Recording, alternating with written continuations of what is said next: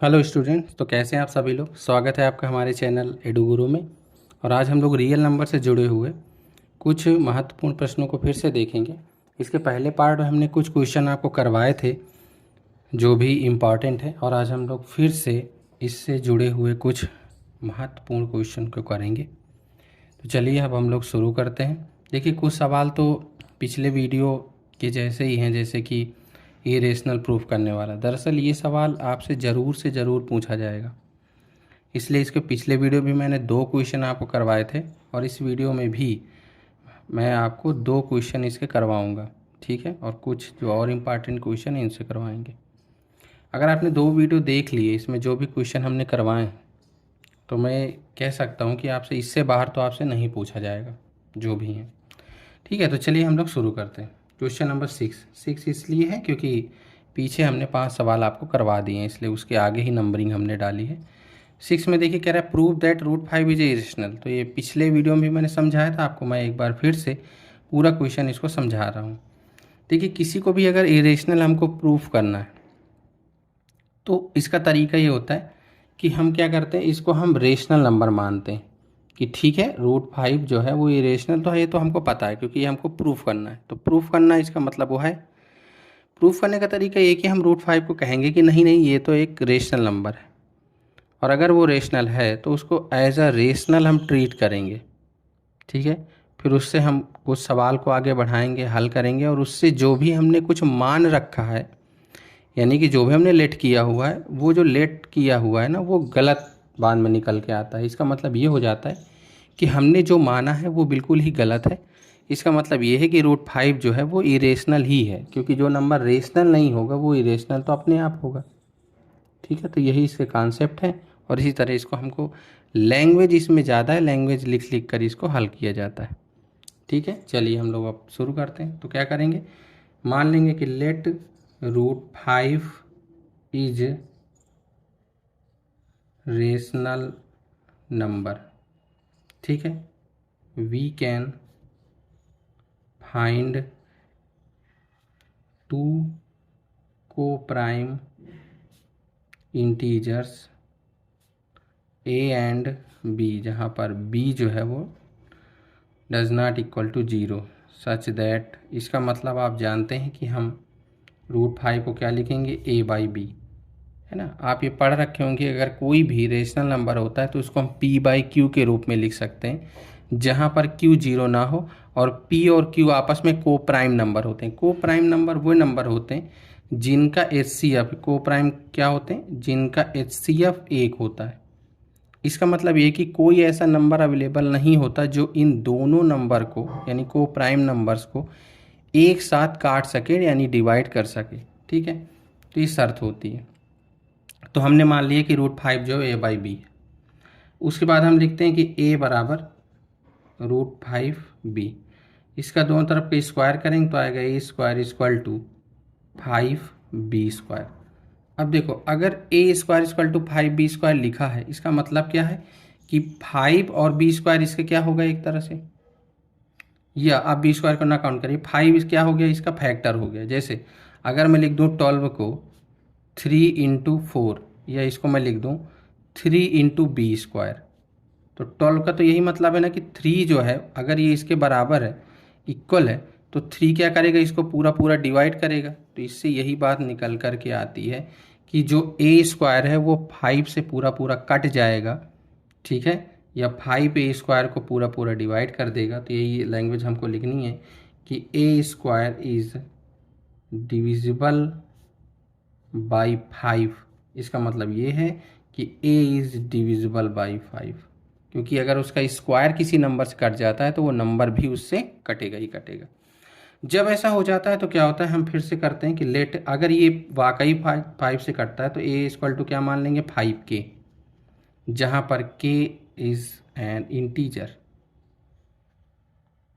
ठीक है, तो a= मान लिया 5k, इसका वैल्यू उठा करके यहाँ रख देते। इसको मान लो फर्स्ट इक्वेशन मान लिए, तो लिख दें कि put this value in equation first. तो वहाँ रख दोगे तो आएगा 5k² =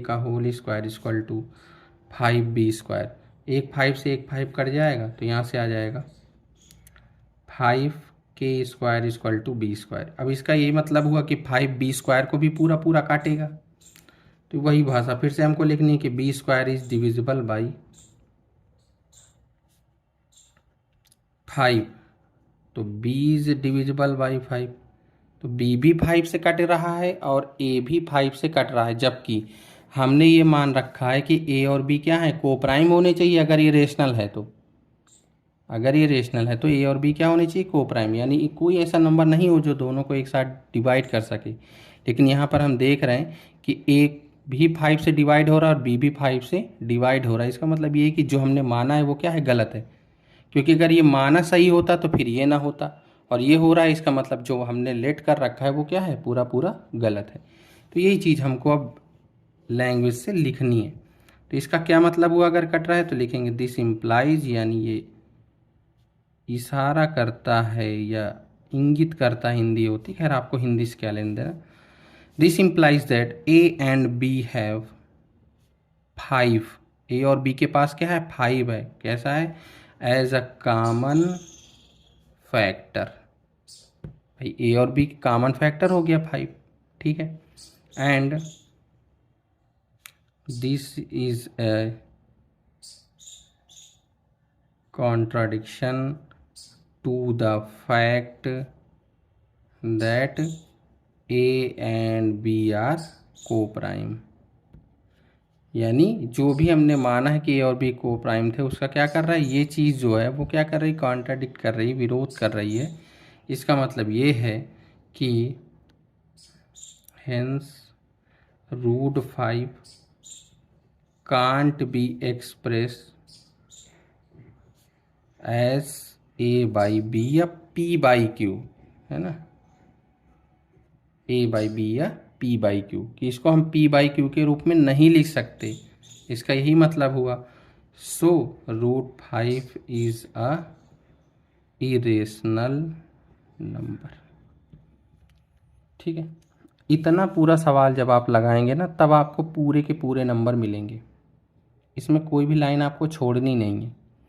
एक चीज़ का ध्यान और भी रखना है, जब भी आपसे एग्ज़ाम में कोई क्वेश्चन पूछता है तो इसका ये मतलब नहीं होता है कि आपको क्वेश्चन वो आता है कि नहीं आता है ना। अगर आता हो तो फिर उसमें यही ना लिख दें कि आता है, हमको लगा के क्या करेंगे। लेकिन आपको लगाना है, क्योंकि जो नंबर्स हैं ना, जो आपको मार्क्स मिल रहे हैं, वो किस बात के मिल रहे हैं कि आपको कोई क्वेश्चन को लगाना किस तरह से, आप कितने अच्छे तरीके से उसको समझा करके उसको लगाते हैं। ठीक है, इसीलिए देखो जो बड़े क्वेश्चंस होते हैं ना, वो क्या होते हैं, ज़्यादा मार्क्स के होते हैं, इसीलिए होते हैं। ये सबके मार्क्स बराबर कर दिए जाएं, पर ऐसा नहीं होता है। अगर कोई छोटा है देखो तो 2 नंबर का है, बड़ा है तो 5 नंबर का है। इसीलिए होता है कि आप ये बड़ा क्वेश्चन जो है इसको 4 नंबर 5 नंबर में इसलिए पूछा जा रहा है कि आप इसको किस तरह से लगाएंगे। तो अगर आप कमी बेसी करते हैं तो फिर आपके मार्क्स कट जाते हैं। ठीक है, तो ये आपको नहीं करना है। तो इस तरह से ही हम लगाएंगे कि √5 जो है वो कैसा है, एक इरेशनल नंबर है। इतनी लैंग्वेज अगर आप लिखेंगे तो पर्याप्त है, क्योंकि इसमें मैंने कुछ भी एक्स्ट्रा नहीं लिखा है, जो है सो है। ये चीज़ आपको लिखनी है कि this implies that A and B have 5 as a common factor and this is a contradiction to the fact that A and B are coprime. इतना लिखना है। √5 कांट बी एक्सप्रेस एट, ये चाहे तो आप लिखें चाहे तो ना भी लिखें, क्योंकि अब यहाँ से ये बात साबित हो चुकी है, तो कोई ऐसी ज़रूरत है नहीं यहाँ पर। ठीक है, तो ये जो है इस तरह से लगाना है। उसके बाद हम लोग 7वां समझते हैं। क्वेश्चन नंबर 7 है, उसको देखते हैं। तो देखो उसमें दिया है कि अब ये प्रूव करो कि 3 + 2√5 ये एक इरेशनल नंबर है। ठीक है, तो वो ऐसे ही मानेंगे, क्या करेंगे कि लेट ये इज अ रेशनल नंबर की। ठीक है, ये एक रेशनल नंबर है, तरीका वही है। फिर पूरी लैंग्वेज बिल्कुल सेम लिखनी, वही वाली, कि we can find 2 coprime integers, जो पिछले सवाल में किया है ए एंड बी, जहाँ पर ये 0 नहीं है, such that a by B equal to 3 + 2√5। ठीक है, इतना इसमें भी लिखना है। 3 को इधर बुला लो तो 2√5 क्या हो जाएगा, a बाई बी -3। तो √5 क्या हो जाएगा, a बाई बी -3 1/2, तो √5 क्या हो जाएगा, a-3b/2b। ये अभी सवाल ना इस तरह का बन चुका है। अब यहाँ तो ऐसा है नहीं फैक्टर वाला केस, लेकिन यहाँ पर क्या है कि हम इसको अलग से कर चुके हैं। क्योंकि अगर हम ये मानते हैं कि देखो a/b को हमने मान ही लिया कि ये एक रेशनल है, उसके बाद हमने इसको सॉल्व किया तो ये आ चुका है। अब अगर इसको हम मानते हैं कि ये एक रेशनल नंबर है तो ये भी एक रेशनल होना चाहिए, लेकिन अभी हमने प्रूफ कर दिया कि √5 एक रेशनल नंबर नहीं है। तो ये रेशनल नहीं है तो फिर ये रेशनल कैसे हो सकता है, इसका मतलब ये जो होगा वो भी इरेशनल होगा, यानी जो हमने माना है वो क्या है, गलत है। ठीक है ना। तो यहाँ पर यही लिखेंगे कि a-3b/2 is a rational number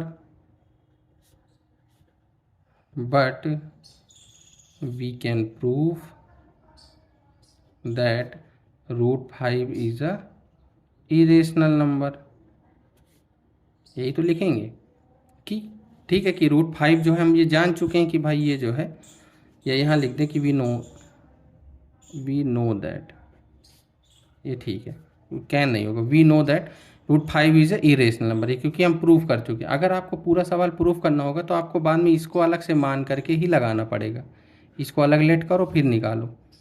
ठीक है, लेकिन इन सवालों में ऐसे ही करना है, जिसमें भी प्लस या इस तरह का है तो फिर इस तरह से कर देना है।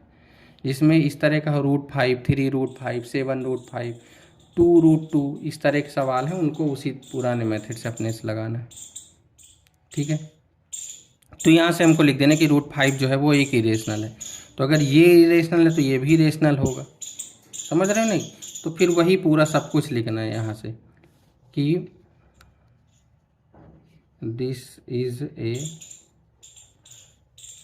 पूरी वही कहानी, contradiction to the fact that A and B are co prime number, hence 3 + √5 can't be express as p/q, so 3 + 2√5 is a irrational number. इतनी लैंग्वेज लिख करके सवाल हो जाएगा। ठीक है, जो पिछले में लिखना है वही इसमें भी लिखना है। ठीक है, आई होप आप समझ गए होंगे। तो इसको जो है लगाना है आपको। उसके बाद हम लगाएंगे 8वां और 9वां सवाल। देखिए 9वें के जैसे तो एक पिछले वाले वीडियो में आपको लगवाए थे, अब इसमें से एक 6 की पावर n वाला है, इसको भी आपको लगाना है।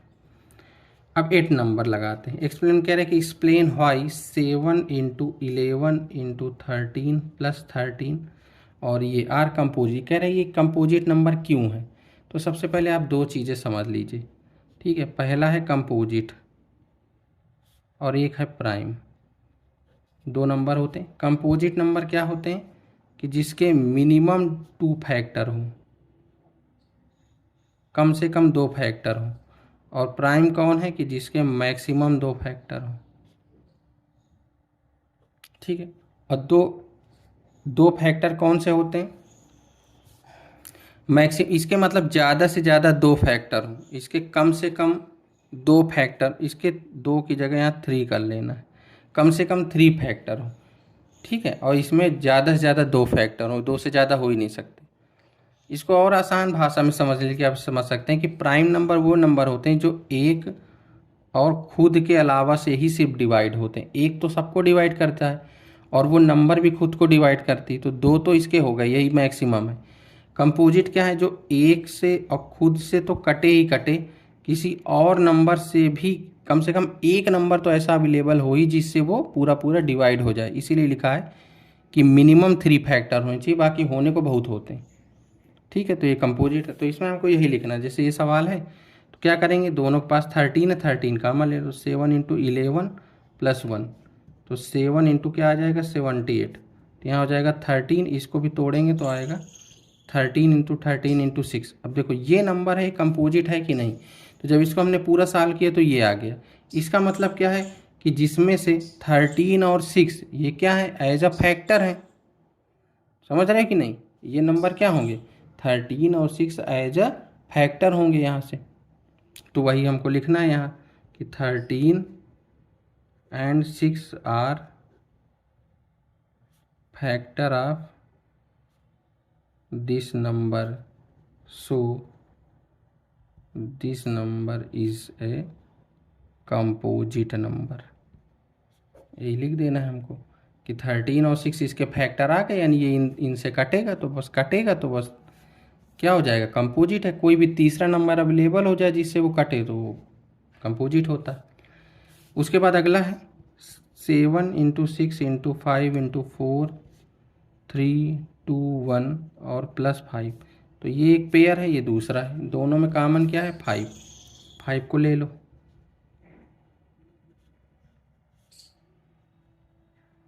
+1 और यहाँ 5 नहीं होगा, सॉरी, पास तो कॉमन ही ले लिया।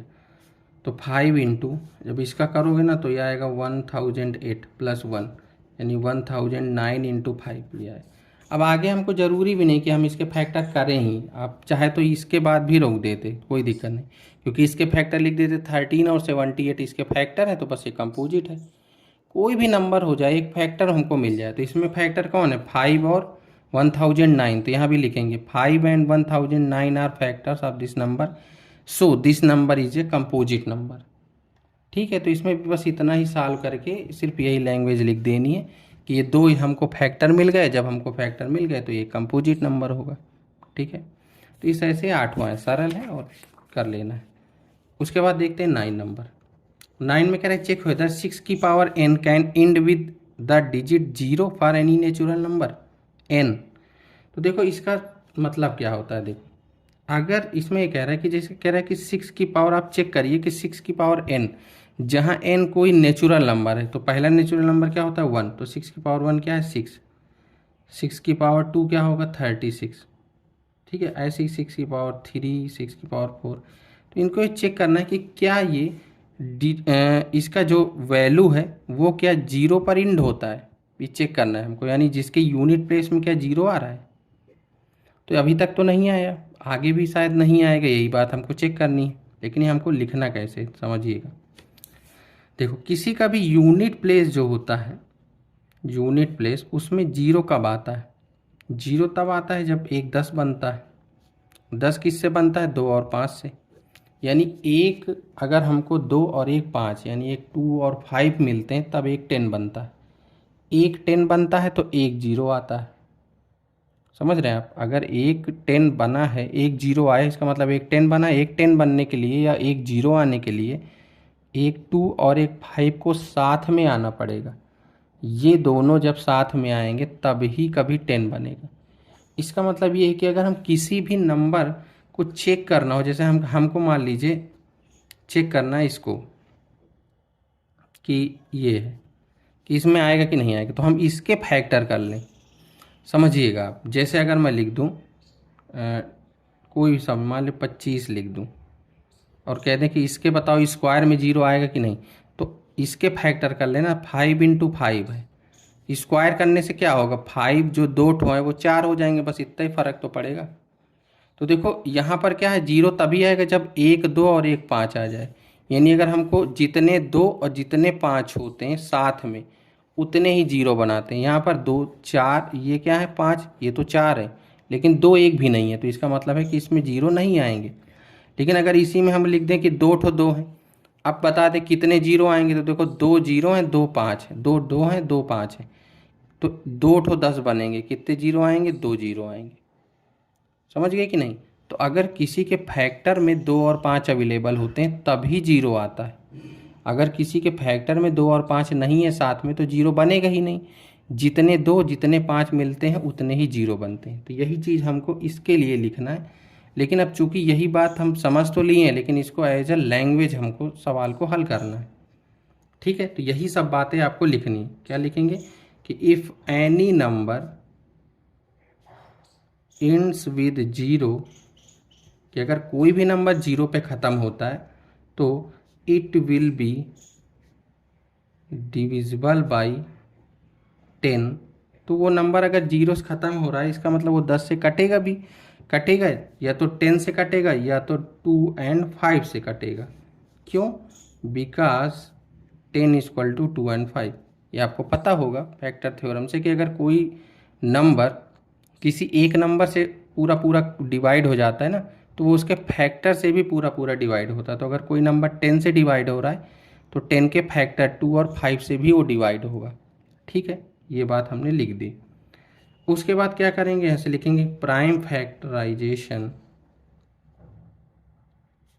आप 6 की पावर n, जब 6 की पावर n का प्राइम फैक्टराइजेशन करते हैं तो आता है 2 इंटू 3 की पावर n। अब यहाँ देखो 2 तो है लेकिन 5 नहीं है यहाँ पर, ठीक है। तो ये लिखेंगे यहाँ पर कि वी कैन बी ऑब्जर्व, हम ऑब्जर्व कर सकते हैं that 5 is not in the prime factorisation of 6 की पावर n। हम ये ऑब्जर्व कर सकते हैं कि इसके प्राइम 6 के प्राइम फैक्टराइजेशन में 5 नहीं है, तो नहीं है तो यहाँ से यही लिख देंगे कि for any value of n 6 की power n is not divisible by 5। ये आप ना भी लिखें तो कोई दिक्कत नहीं, मैंने लिख दिया है कि मान लीजिए सवाल 4 नंबर 3 नंबर में आता है तो जितना लिख कर चलेंगे, जितना अच्छे से समझाएंगे उतने ज़्यादा नंबर मिलेंगे, ठीक है। तो इसका मतलब है कि अगर 5 नहीं है तो ये 6 की पावर n जो है 5 से कटेगा भी नहीं, ठीक है। सो 6 की power n can't end with the 0 for any natural number. तो 6 की पावर n कभी भी 0 पर एंड नहीं होगा किसी भी नेचुरल नंबर के लिए, क्योंकि इसके फैक्टर में 5 नहीं है। अगर आप इसको ना लिखें कोई दिक्कत नहीं, सिर्फ आपको इतना लिखना है। पहले तो हमने ये लिख दिया कि हम ये क्यों लगा रहे हैं, क्योंकि कोई नंबर अगर 0 पे होता है इसका मतलब वो 10 से डिविजिबल होता है या 10 उसमें आता है, और अगर 10 आ रहा है तो 2 और 5 भी आएंगे। इसके प्राइम फैक्टर में खाली 2 है, 5 है नहीं।